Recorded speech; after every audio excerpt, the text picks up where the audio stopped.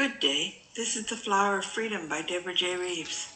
All rights to both the book and presentation are reserved. We're going to start right in. You know your way to your seat. Chapter 155, Next Steps. The young couple landed the next morning in Montreal. Philippe had loved having Marie sleep next to him, against his shoulder all night. He liked opening his eyes in the middle of the night and seeing her there. This is what married love feels like, he marveled inwardly. The morning sun shone into the windows.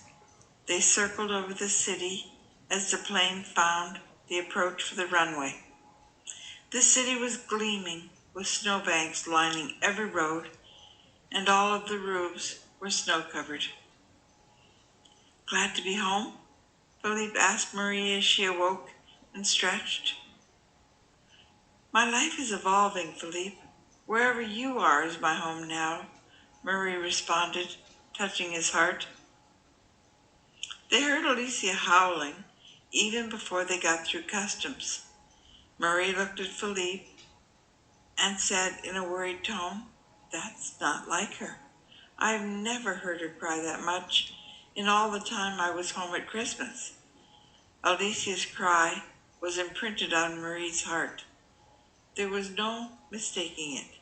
She was almost impatient with the customs officer who had to repeat his questions to get her attention. Philippe and Marie had barely come through customs when they were met by the Saint Laurent tribe. They all looked slightly frazzled.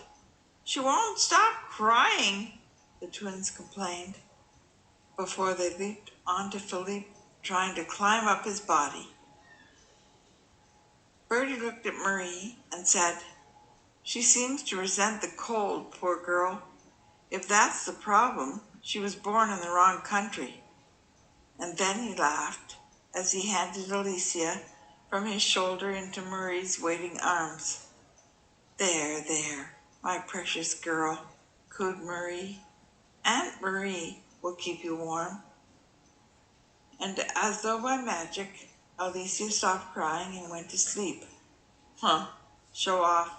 I wore her out for you, said Bertie. Before he turned and shook Philippe's hand, he said, Being off the market looks good on you, Philippe. Oscar and Colette stood back watching until Philippe turned with one twin clinging to each of his legs, and Oscar said, You wanted brothers. He shrugged his shoulders. I sure did. Philippe grinned in response. Bonjour, maman aussi, he chuckled in Colette's direction. Colette kissed his cheeks and said, What a lovely compliment. It was only a matter of time until we captured you, Philippe. Welcome to our family.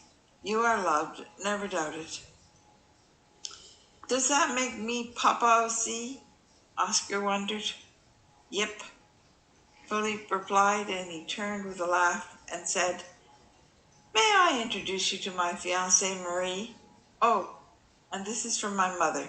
It's her famous apple coffee cake, maybe a bit squished.